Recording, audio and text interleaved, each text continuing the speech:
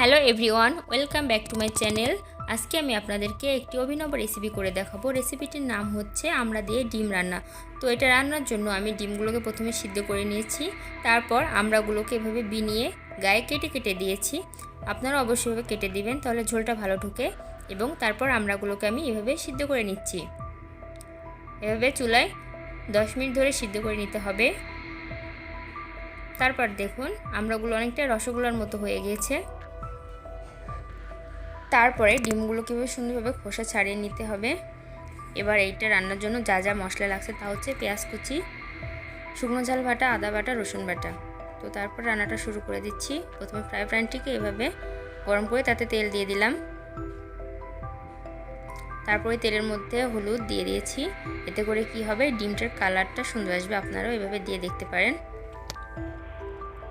দেখুন কত সুন্দর কালারফুল লাল টুকটুকে ডিম হয়েছে। তারপর আমি দিয়ে দেব তেজপাতা এবং দিয়ে দেবো পেঁয়াজ কুচি। পেঁয়াজ কুচিগুলো দিয়ে সুন্দর করে এভাবে নেড়েচেড়ে ভেজে নিতে হবে। তারপর এতে দিয়ে দেব শুকনো ঝাল বাটা। এই অবস্থায় চুলার আঁচটা একটু কমে রাখতে হবে যেন মশলাগুলো পুড়ে না যায়। তারপরে দিয়ে দিচ্ছি আদা বাটা, রসুন বাটা।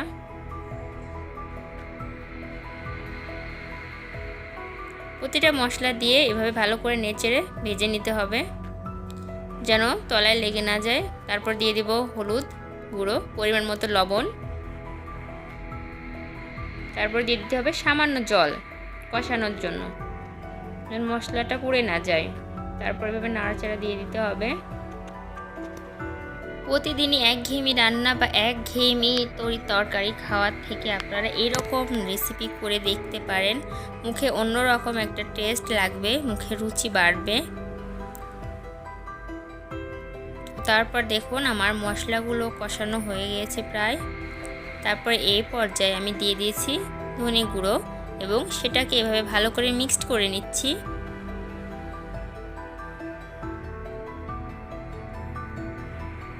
তারপর এতে আমি দিয়ে দেবো রসগোল্লাগুলো। আমড়াগুলো এভাবে দিয়ে দেওয়ার পর আমি এগুলোকে সুন্দর করে কষিয়ে নিচ্ছি।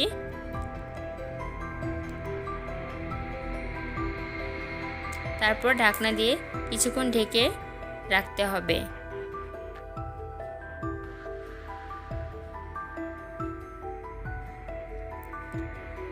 ঢাকনা খুলে দেখুন কত সুন্দর কালারফুল একটা রান্না হচ্ছে। তেলগুলো কিভাবে ভেসে উঠেছে। তারপর এটা হালকা করে নেড়ে দিতে হবে।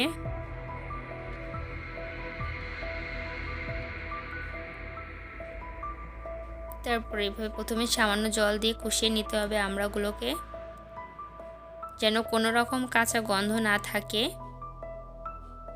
আমড়াটা সিদ্ধ করে নেওয়ার ফলে এর যে অতিরিক্ত টক ভাবটা সেটা চলে যায়, ফলে এটা একটা অন্যরকম স্বাদ আসে। তারপর আমি মাঝখানে ঝোলের জল দিয়ে দিয়েছিলাম। দেখুন প্রায় শেষের দিকে রান্নাটা। এখন আমি এ পর্যায়ে দিয়ে দেব ডিমগুলো। এই যে আমি ডিমগুলো দিয়ে দিচ্ছি। ভেজে রাখা লাল টুকটুকে ডিমগুলো আমি ঝোলের মধ্যে দিয়ে দিলাম। তারপর ভালো করে নাড়াচাড়া করে আমি ঢেকে দিয়েছি। ঢাকনা খুলে দেখুন কি সুন্দর ফুটছে। ঝোলটা অনেকটা গ্রেভি হয়ে এসেছে। তাই রান্নার এই পর্যায়ে গরম মশলা বাটাটা দিয়ে দিতে হবে। এই যে আমি গরম মশলা বাটাটা দিয়ে দিচ্ছি। তারপর ঝোলটা ভালো করে নেড়ে চেড়ে দিচ্ছি যেন মশলাটা ভালোভাবে মিশে যায়। এরপর আমি দিয়ে দেব জিরে গুঁড়ো। আপনারা অবশ্যই জিরে গুঁড়োটা দেওয়ার চেষ্টা করবেন, তাতে স্বাদটা অনেক ভালো আসবে।